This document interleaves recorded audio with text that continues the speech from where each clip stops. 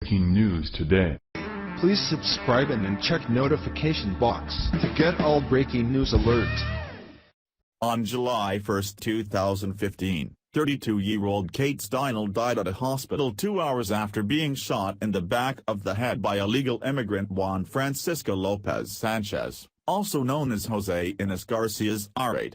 Kate's death could have been easily prevented, had it not been for the liberal sanctuary city of San Francisco deciding to harbor the fifth-deported criminal, who was easily able to gain re-entry into our country due to Obama's weak and unprotected southern border.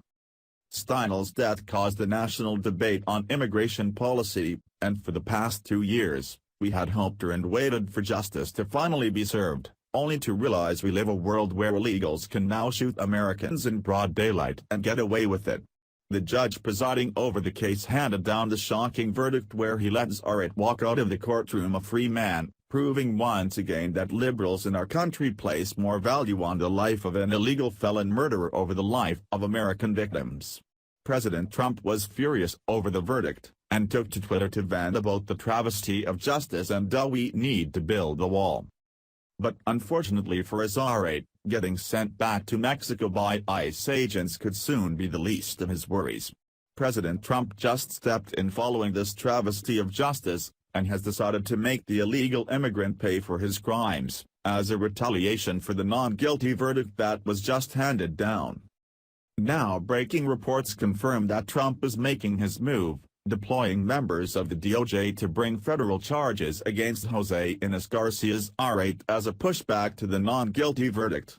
Attorney General Jeff Sessions did not specify exactly what charges Trump's DOJ will be bringing against Zarate, but put sanctuary cities across America on notice, insinuating that heads are about to roll for any other city that continues to harbor illegals and defy federal law.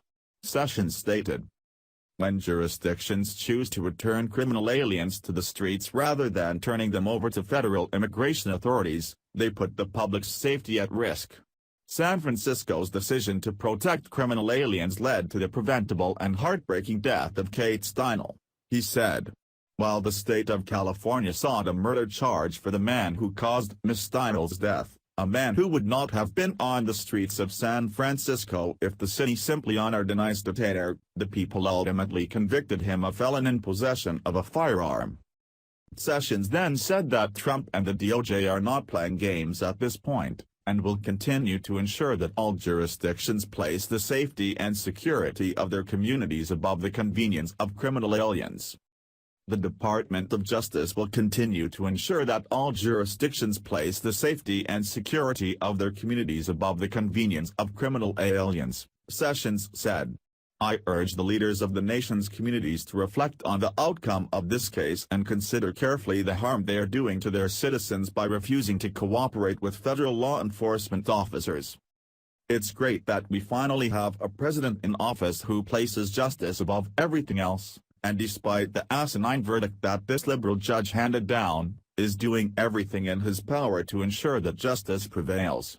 You can be sure that the news of Trump's DOJ pressing charges will infuriate liberals, who continue to value the lives of illegal American murdering criminals over the lives of the senseless victims who continue to pay dearly for the insubordination of these sanctuary cities.